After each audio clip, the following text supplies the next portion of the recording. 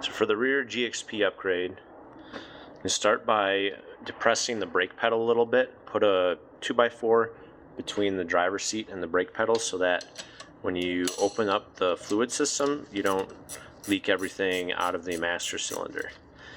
Only a little bit should come out of here and then it'll stop. So I cracked it loose, but nothing dripped out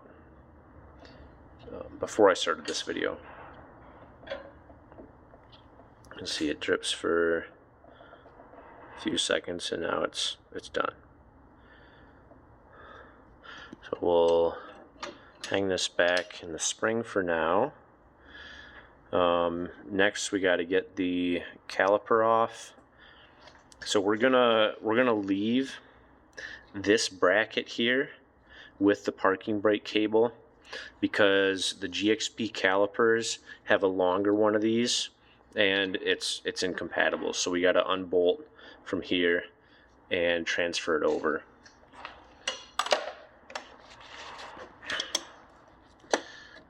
So that's a 15 millimeter or 14 millimeter bolt. Once you got the bracket loose, we need to take the cable off of the caliper, which can be tricky. You want to push it up.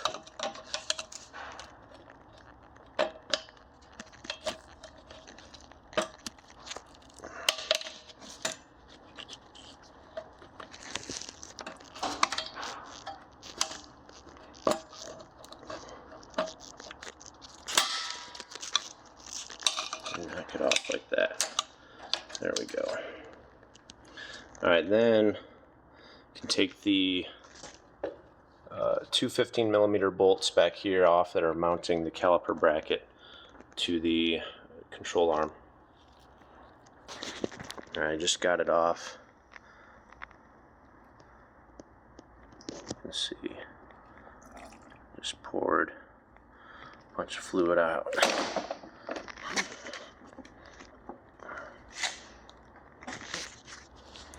Alright, so here we got the old rotor sitting on top of the new rotor. You can see the size difference here. So I'm going to line the edge up right here. We got about a little more than a half an inch, between half inch and 5/8 of an inch larger diameter. So it's not a huge difference between the stock LeSabre Bonneville or the lower trim level LeSabre Bonnevilles versus the GXP. But if you're looking to already replace your brakes, it might be worth it. Also too, the GXP caliper, the bracket is the only thing that's actually different. We'll take a look at the caliper right here. So this part of the caliper is actually exactly the same between all the LeSabres and Bonnevilles, including the GXP. The only difference with the GXP is this bracket here is different, which we need to keep our stock one anyways, and this bracket is longer. The distance between here and here is longer. That's the only difference between the GXP caliper and the other H-body calipers. So if your caliper is good, you can just buy a GXP caliper bracket, buy your new rotor, buy your new pads, and then that's really all you need. But I would recommend, on a 20-year-old car, just replace everything, especially the brake lines too. So, and if you have rusty metal lines, you're gonna want to get that taken care of at the same time. This car hasn't seen any salt, so my metal lines are just fine. But I'm still gonna replace the old rubber line. Alright, to replace the line, first of all, you want to unscrew this nut, this flare nut from the line. This is going to be a 16 here, and this is going to be, let me check.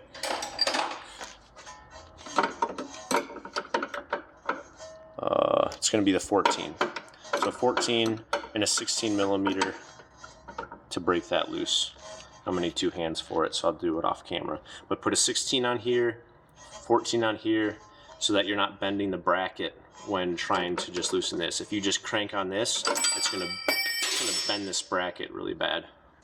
So once you got your flare nut loose, you can take this clip out. So you're gonna need to pull down on the tabs here at the same time as pulling this that way.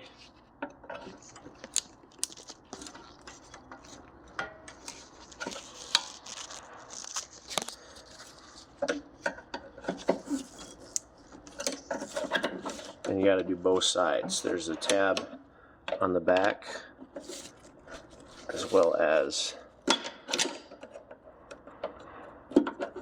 on the close side.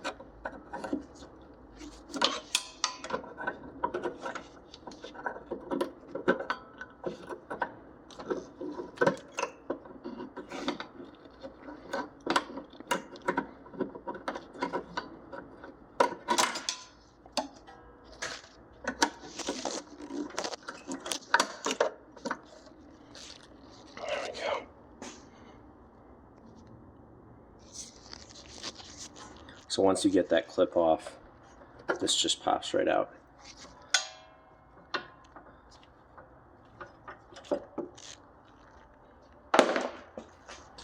So your new line is going to have square protrusions to match the bore there so it doesn't twist.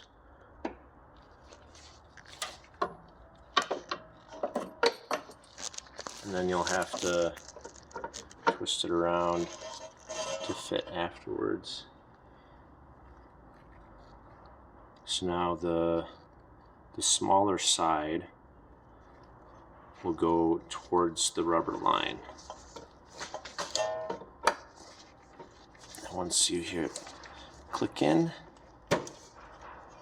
yeah, it already clicked. That's back in.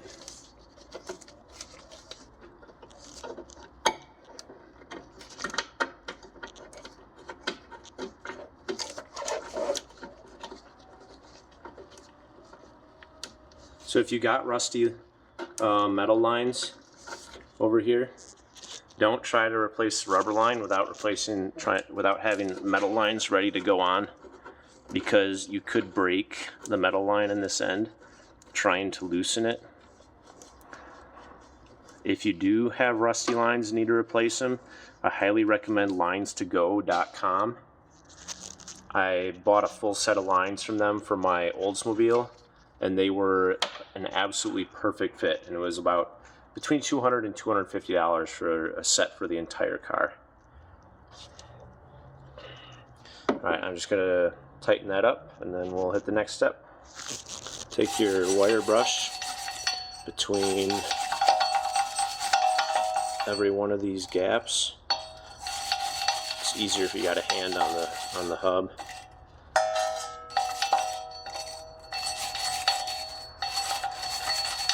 So you get the gist of it. Clean that up real good so there's no roughness at all on here that might cause the brake disc not to sit level. Whenever you get an uncoated rotor, it's going to have an oil film on it to prevent it from rusting in the package. So always clean it off with brake clean completely before putting it on the car. You don't want that oil film to get embedded in the brake pads. Because these calipers don't have a bolt here, the caliper has to slide off of the caliper bracket. I just like to assemble the caliper completely with the pads off the car before putting it on. So we got lubrication on all the contact points with copper anti-seize. Whenever you take a bolt off of a car that has old thread locker on it, make sure you put new thread locker on that bolt. These are the caliper mounting bolts. So this will go up here. In order to get this back on, you're going to want to put your thumb on the spring so that the spring protrudes just a little bit farther than the head. Then you want to catch the top of the spring on the bottom of the bracket. Then you want to put your pick, your right angle pick, right between the top of the spring and the red head of the parking brake cable. Just like this. And then you can use your pick to split them even more and put the head of the cable all the way on.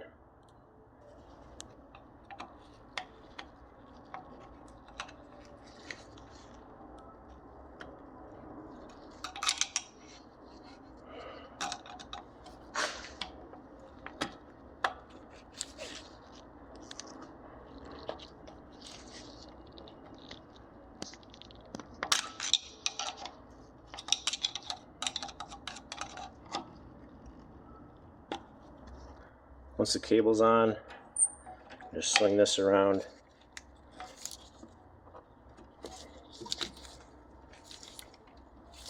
Line up the hole. I like to use a new bolt.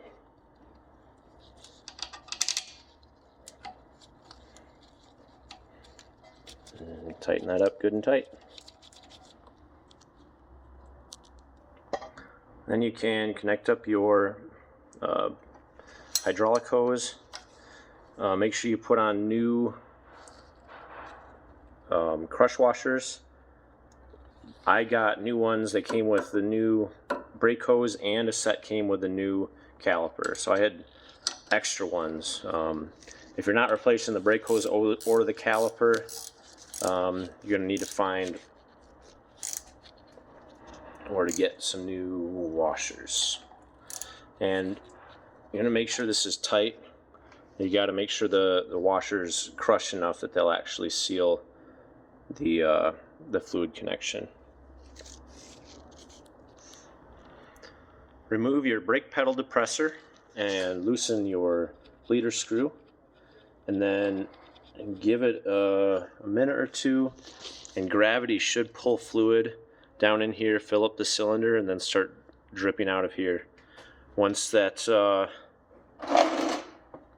it does start dripping out, that means all the air is out of the system, or at least almost all of it, and then you can do a couple pumps of regular bleeding, and then it's all set.